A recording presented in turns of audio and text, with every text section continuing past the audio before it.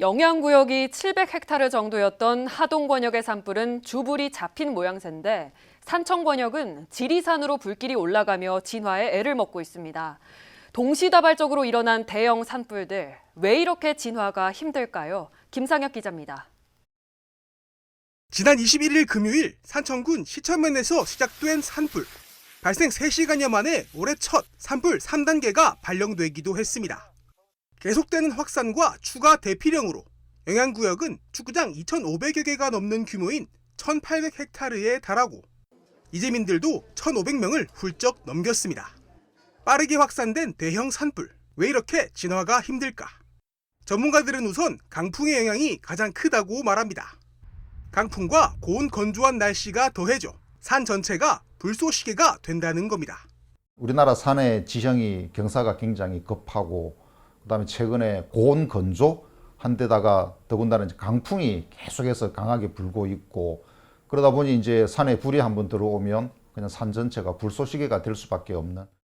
특히 산불 진화에 가장 주요한 역할을 하는 헬기 진입에도 돌풍이 많은 영향을 끼친다는 설명입니다. 육안으로 운전하는 헬기 특성상 짙은 연무로 인한 시야 방해와 충돌 우려도 헬기 투입 여부를 저해하는 요인이기도 합니다. 또 야간 운용이 힘들다는 단점도 극명합니다.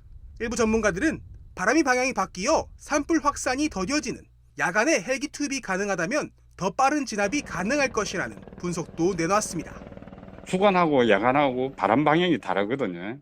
주간에는 산저에서 산고로 바람이 불어 올라가고 그렇기 때문에 확산이 빠르고 야간에는 거꾸로 산고에서 산저로 밑으로 바람이 불다 보니까 확산이 더디거든요. 더딜 때 집중적으로 투하를 해서 화재 진압을 하면 굉장히 좋는데 하동권역 산불은 주불이 잡힌 모양새입니다. 지리산 권역의 산세가 험하다곤 하지만 이제 산청 지역에만 자원을 총동원할 수 있어 진화에도 속도가 붙을 것으로 예상되고 있습니다.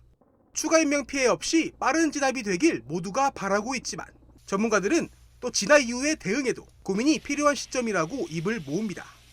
특히 여름철 집중호우가 쏟아지면 산불 피해지에서의 산사태 발생률이 200배 이상 높아진다는 연구 결과도 있는 상황. 여름철에도 집중호우로 인해서 산불 피해지에서의 산사태 발생률이 일반적인 연구 결과에 따르면 한 200배 이상 높아진다고 얘기를 합니다. 산불 피해지에는 사방댐과 같은 그런 사방 구조물을 빨리빨리 설치를 해야 될 것이고 그다음에 이제 산사태 발생 예측을 좀 모니터링을 하고 대형 산불 진화 이후 추가 자연재해, 추가 피해가 없도록 당국의 빠른 대응이 중요한 시점입니다. SCS 김상엽입니다. 뉴스가 곧 힘입니다. 여러분의 구독과 좋아요는 지역 뉴스의 힘이 됩니다.